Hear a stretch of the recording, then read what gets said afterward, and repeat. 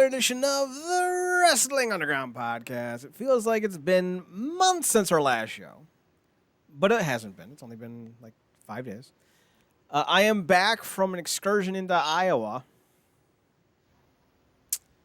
Yeah, that state really doesn't have much to offer, but I did find the two things relevant enough: a James T. Kirk monument and Star Trek museum. That was pretty cool. And I got to go up to the Field of Dreams field. So, you know, 2 major life accomplishments checked off. Nice. Did you take some pics? Because I know that's your I thing. did. I got a whole slew. Some are up on my Twitter account and on the Instagram. But more will be coming as I find time to actually, work my way into that. Because I don't have a lot of work to catch up on, but I have to get back into the vibe, so to speak. Like when you're gone for so long, it takes some time.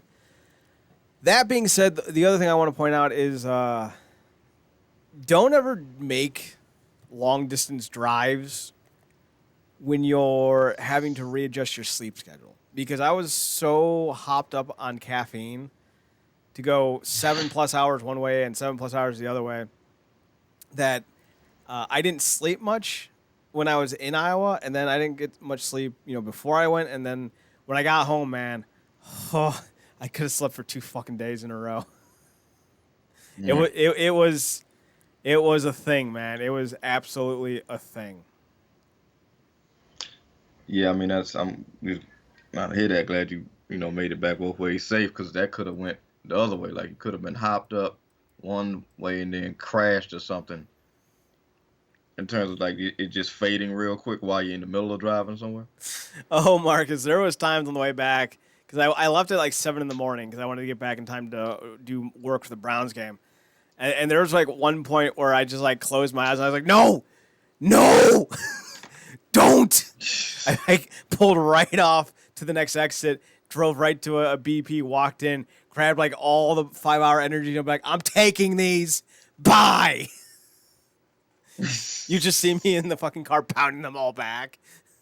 My hair's standing up like Doc Brown. What do you mean I've had too much? Fuck you. I haven't had too much. I'm Chad Porto, by the way. He's Marcus Green. Marcus, we got a stacked show for you. It's all going to be on the YouTube. No download this week. Just trying things to see what works. Kind of what we do. First and foremost, big news out of California. The United Wrestling Network and NWA have been doing weekly pay-per-views. However, it has been announced that the UWN Primetime Live pay-per-view series will be suspended for the rest of 2020. The suspension is due to the ongoing pandemic and Dave Marquez not knowing where things may lead with California. Primetime Live is produced at the Thunder Studios in Long Beach, California. So, for the second time in 2020, the NWA and its affiliates have lost their television product. Ah, man. This is a kick in the dick. And this was when we were nearing close to a Chris Dickinson v. Mike Bennett title match for the UWN Primetime Wrestling Live title, or whatever the fuck it's called. Are you surprised? Disappointed? Do you have any feeling towards this whatsoever? I mean, yeah. Look, I mean, I've been rooting for the NWA, and I get it. Them merging with UWN, trying to consolidate things as they try to get themselves back on their feet in the interim during this whole COVID thing. But they've leaked a lot of talent in terms of people going elsewhere, and it looked like they were trying to get back to some type of momentum start anyway. And we talked about this months ago. Any of these people, as commendable as it is, obviously people want to get back to work in some form of fashion, but you kind of just rolling the dice every week. You do this kind of stuff because at any one given time, unless you are absolutely strict to the meter, to the letter, if you will, 100% all the time, you kind of just rolling the dice every week, waiting for somebody to come up positive. And the minute that happens, like we said, everything could be shut down. So if you try to, cut any corners in any way, stuff like this can happen. So, not necessarily surprised because this really could be happening anyway. And other productions and other fields are shutting down too because of positive tests. But it just sucks that this happened twice and to a company that was trying to keep up momentum before this whole thing happened, and then this just kind of cut the legs from under it. So, not shocked, disappointed, but I was already kind of disappointed with everything that was going on with NWA. So this just kind of like kicking the kid while it was already down. Yeah, we're kind of just sticking with the average on this one. Like this is kind of what I expected at this point. The thing that is interesting out of this is they launched the NWA Shockwave series, which now makes all the more sense about why they did that. Because the NWA Shockwave series was supposed to be a new television product by the NWA, but it ends up being just matches from the UWN that featured NWA talent, like in episode 1. And I didn't watch the full episode because when I realized what it was, I was like, I don't need to see this. I've already seen it. It was the Mike Bennett, Nick Aldis NWA World Title match from like October, I think. That was the main event. And I was like, wait, what? No. What? No. I'm not watching this. Ironically enough, Mike Bennett has now popped back up in Ring of Honor. And he's doing work with Matt Taven again. So, we'll see where that goes. Could be interesting. Could be awful. I don't know. Marcus, you going to watch any Ring of Honor? I mean, they got EC3. It used to be a cool thing. Yeah. It's funny you said that. I'm watching currently watching the 6th of November episode right now. Kind of go do a little marathon run here. But yeah, like I said, it kind of felt like kind of opening to get back in the Ring of Honor with everything coming out of this great pure tournament that we just watched, and kind of like we kind of get reintroduced to these guys with these sit down video interviews and whatnot, and it feels like some freshness is getting put into the company. So I'm much more interested in getting back in the Ring of Honor than anything WBA related. And then obviously after many recommendations by you, catching stuff with MLW. But that's pretty much my only two new additions that I care to add right now, because it is some great good stuff. I've been very happy with the MLW restart. This past week's was really good as well. Granted, I've seen so much shit and gone through so much shit over the last 6 days. I don't remember a damn thing about the show. Tom Lawler was in the main event. I remember that because he won. Forgot who he faced, but he advances in the Opera Cup. It was solid stuff, and the Contra unit I think the Contra unit is basically what AEW has hoped or thought that the Dark Order would be.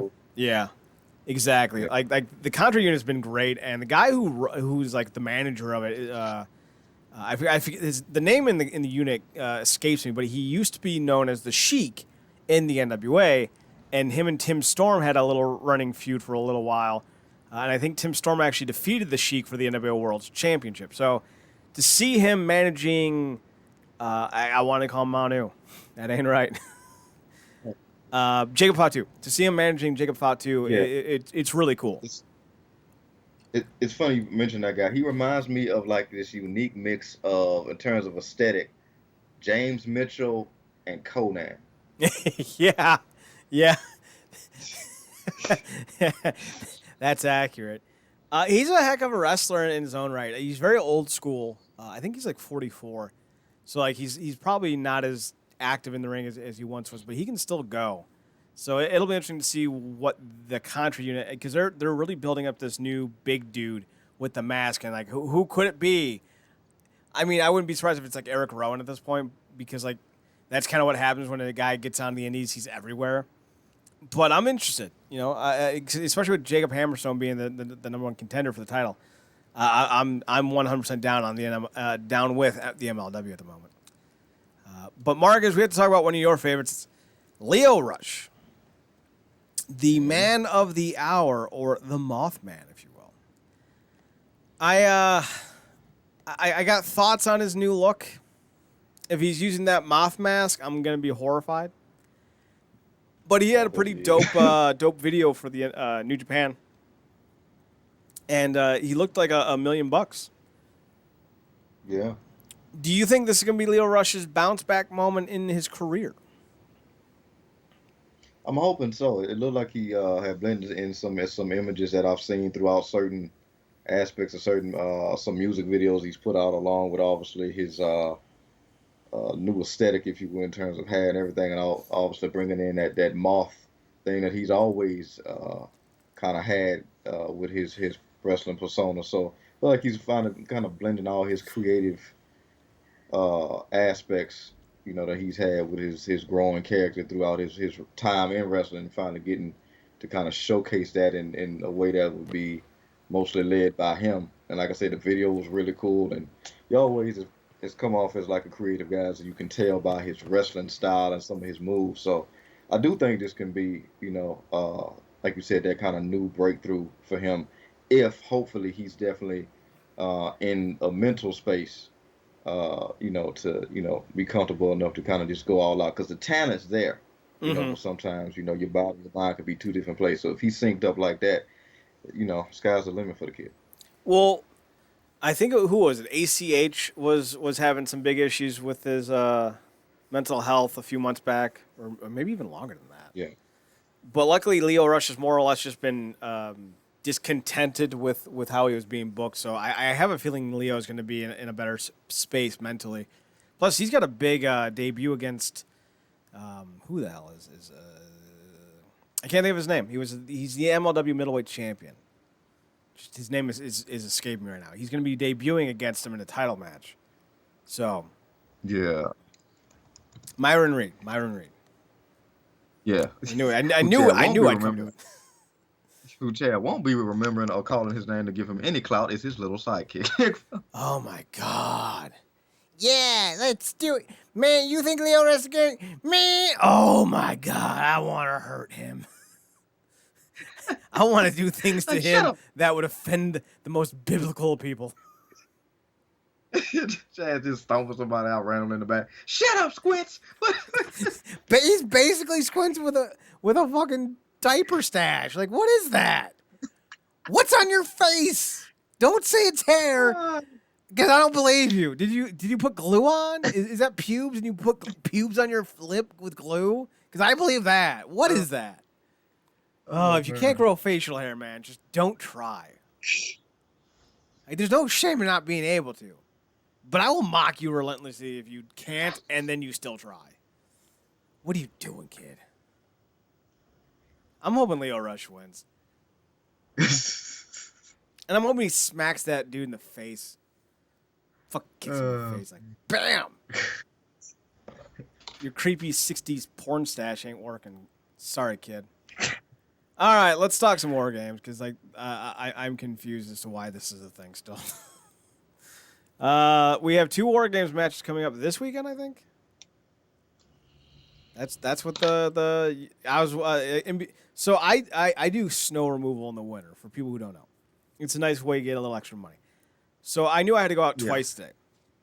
So in between that, like that 3 to 4 hours when I knew like I had some downtime, I just watched SVU reruns on USA Network, and they just kept replaying NXT War Games, NXT War Games, NXT War Games, and I'm like, I don't care.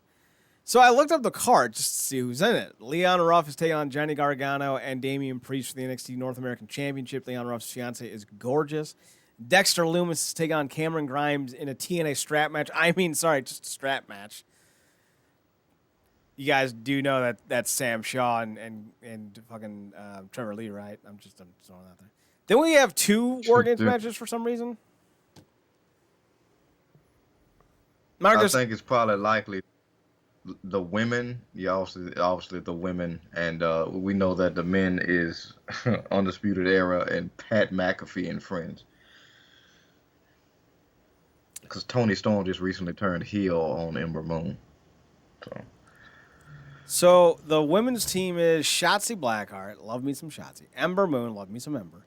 Rhea Ripley, according to Swisher, he wants her to stand on his face. Whatever. Wait, what? Yeah, he's into some weird kinks. He might want to call up, what's his face, Tony Atlas? Oh, yeah, because Tony Atlas has that foot fetish, or at least did on wrestling. Then we had Team Candice with Candice LeRae, Dakota Kai, who I thought was a face. All right, whatever. Raquel Gonzalez, and every time I see Raquel Gonzalez, I just think, wait, Eddie Guerrero's daughter? No, it's not. It's someone completely different. And Toni Storm, who I didn't even know was back from her injury. So, yeah, NXT. Yeah, who cares? Like, all right, if that's the you want to do the old chick War Games, all right, that's fine. Like, I do not care, but don't do two. Like, talk about watering down matches. It's the dumbest thing. The men's side of things has the Undisputed Era, Adam Cole, Kyle O'Reilly, Roderick Strong, and Bobby Fish taking on Pat McAfee, who I thought was a heel. I mean, he runs with heels. I don't know. I don't watch this trite bullshit.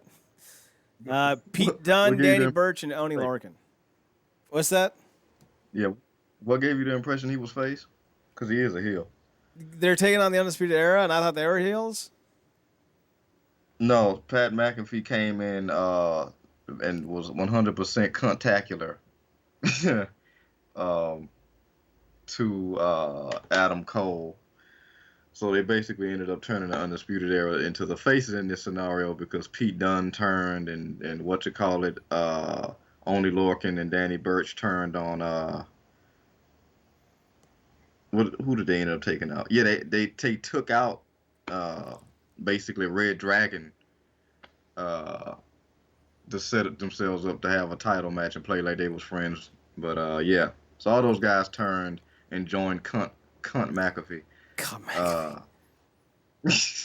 To beat against the Undisputed Era. So now Undisputed is the faces, technically. All right, fine. Turn your mini version of the Four Horsemen, more like 4 mini horsemen, into faces. That's fine. I don't care. I'm not gonna watch. Why the fuck would I? Come on, Marcus. You might watch. If you do watch, are you going to watch? Yeah, I am going to watch. This thing with Leon Ruff has been interesting. Yeah, by the way, his now I guess fiance is gorgeous. Mm-hmm. And it's cool to see him getting the run he's having. He's going to run into. He's definitely between a rock and a hard place between freaking Damian Priest and Johnny Gargano, mostly Priest. But good luck to that kid. I'm mostly probably going to watch in terms of War Games stuff for the women, because that division has really been heating up. I've loved Ember Moon's return.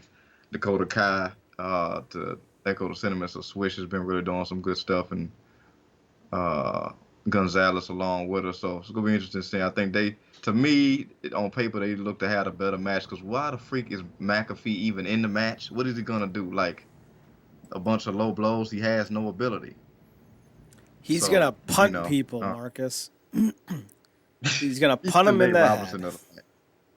He's the Nate Robinson of the match. Oh no! Basically. Oh no! Why do no? We're gonna talk about that later. We'll get to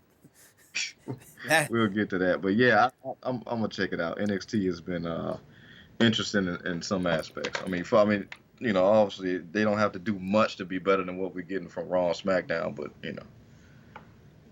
should be a thing. Should be a thing.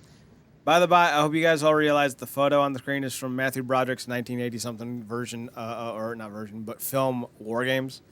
I thought that'd be a fun tongue-in-cheek thing. Ha ha ha. Maybe not. I don't know. You guys are hard to book for. So real quickly, I wanted to talk about this match, Marcus, because Final Resolution's coming up now. They're bringing it back for 2021, or the end of 2020, one of the two. One of the two. We'll get to the main event here because it's really an awesome main event. But to get people excited, they posted the triple threat match from 2005's Final Resolution that featured Kevin Nash, Monty Brown, and DDP. And Marcus, I was thinking about this while I was clearing snow today because my mind is always on combat sports. Or the Browns. Or boobs. Mostly just boobs.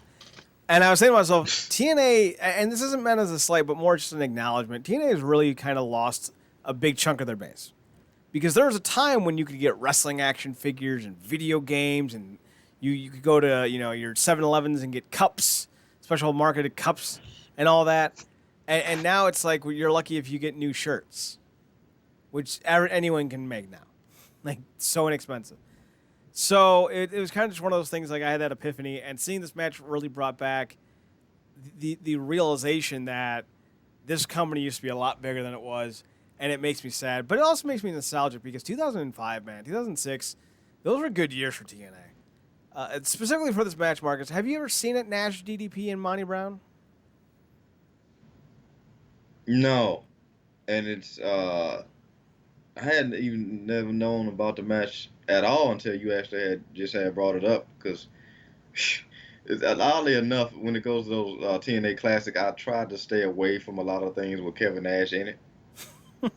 From a match standpoint, like even the matches he had with AJ Styles, I'm like, okay, like I get Cat Nash has his thing, but it's like it's only so much. But I think if I go back and watch, he probably did a lot of stuff that wasn't half bad. I'm just kind of putting it off because it's Nash. But I'll check this match out specifically to see, DDP and Monty Brown because obviously they're in two completely separate spots, and this may be the last. I mean, it's probably the only time we're gonna get to see Monty Brown in TNA again. So Honestly, I think Kevin Nash did some of his best work in his career in TNA. He had a match with Jeff Jarrett 2 months after this. It was for Destination X 2005. That is maybe Kevin Nash's best match ever. Now, what's the bar for that, right? It's a lot of clearance room, but it's still one of those matches that I think, really showed what Nash was capable of when he was properly motivated. And even though he kind of looks at his time in TNA as maybe a waste, because he always talked about how people are like, oh, man, I thought you were retired. No, I'm in TNA. What's that? And even though there are rumors of him and Dixie Carter having a smush session, if you will, his time in TNA actually showed his abilities that I think often got overlooked, especially when he was just half-assing it in WCW. So, if you get a chance to watch some stuff from Nash and TNA, I would check it out. It's not all great. Gotcha. But it's certainly better than his WWE stuff. Yeah, which it's always funny to me. Like the same could be said about Christian. I mean, he came back and had some really great stuff. Because like he came back and I think he debuted back in ECW back in 2006, and he had some great stuff. But he got the chance to do a lot of what he did because he was essentially a star in TNA, getting the main event. I mean, he was main eventing pay-per-views back to back. So Yeah, all of those guys have a lot to be. Yeah. I think he went back in 2008. Oh wait, yeah, I just remember he went back against Suffering Sucker Swagger. Suffering, fuck that. It's Christian Cage.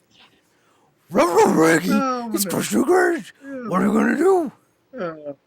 When Swagger was the ECW champion with that big silver it's so strap. Ugly. Oh, it's so ugly. Yeah, but yeah, man, you're right. And I think we talked about this a few shows back about like, we got these new Impact titles, and like, when was the last time one was on sale? I think the last title they sold was the old TNA Championship, but when they ran out of those, they just stopped selling them. Yeah. So like you said, between shirts and maybe some old like way throwback merch, like they still got AJ Styles stuff to say. Obviously, because Swoggle came out there with an old shirt, which I thought was hilarious. But yeah, they need to get back on the ball. That could be a major money maker for them, is getting some of them straps, them newer straps on the thing. I know it's gonna cost, but I think it's a risk worth taking because I think they'll make some of their money back. I hope they get back into merch because I miss the days of, TNA having, action figures or like, video games or other like They used to have a text service. Swear to God, like they did like polls and shit and like news. I think I signed up for it once. I might still be getting billed for it. I don't know.